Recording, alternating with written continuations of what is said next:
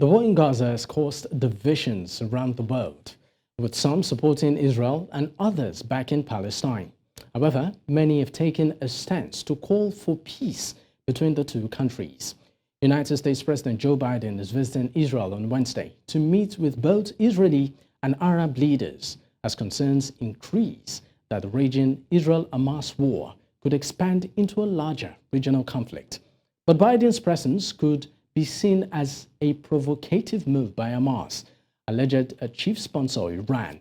On Monday, Russia's President Vladimir Putin spoke with Israeli Prime Minister Benjamin Netanyahu about the Israel-Hamas war, discussing measures Russia is taking to prevent further crisis.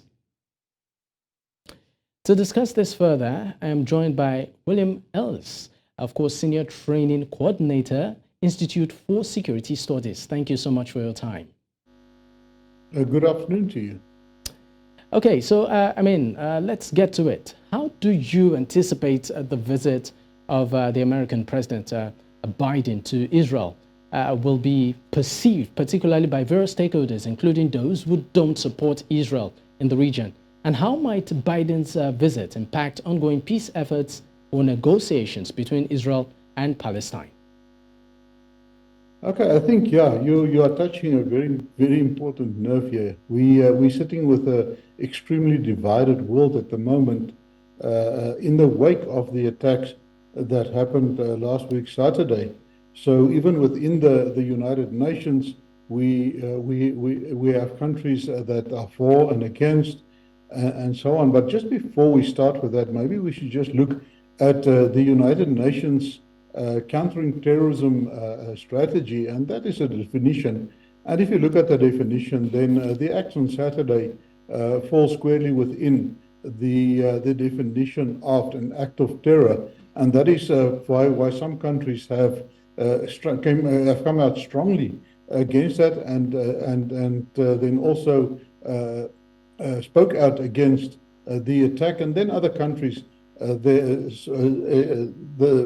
express support for Hamas in what is happening. But we can see here what is the problem that you have is that you have now Israel on the one hand that is hitting Hamas, and Hamas, I think we will be erred if we say that Hamas are the Palestinian people. They are just a faction of these Palestinian people.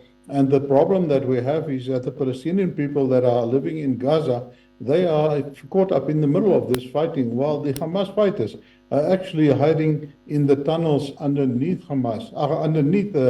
Gaza. And what we see now is that there's a push from Israel. They started off with the aerial attacks, and now we anticipate there will be a ground attack where they will start off to clean these tunnels. And unfortunately so, the people, the common people of Gaza are going to be caught in the middle, and we're going to see a lot of collateral.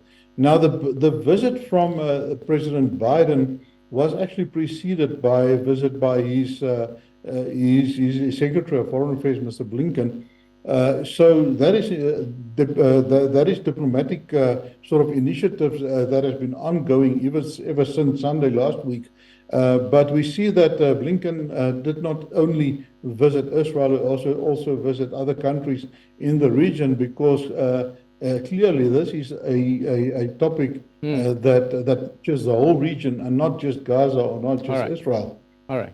Now, we understand that the United States, from the start of the conflict, said it is behind, or it will support Israel, and at the same time is also trying to be, the mediator here. Now, how do you think this will shape the regional dynamics and relationship with neighboring countries, considering the standpoint of the United States? Yeah, remember, the United States have been walking a tightrope for a long time now. On the one hand, Israel received in the vicinity of $3 billion in military aid alone per year from the Americans. So it's not something that is recent, that they only started to support them now. So America has been supporting Israel all along. But we also see that America is walking that tightrope. They've got very good relationship, or they got good relationship with Egypt. They got good relationship with Saudi Arabia and the United Emirates.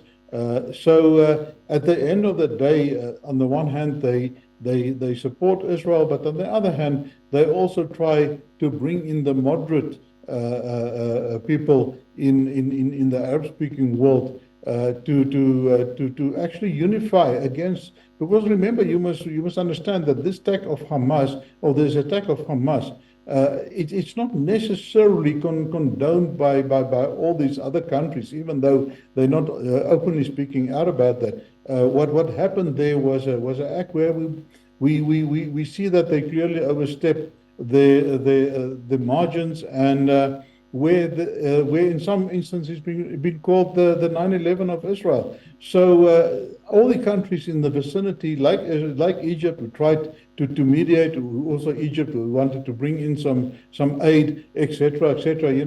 They don't want this thing to escalate into a regional thing, but they also will find it very, very difficult to condone what happened last week on Saturday.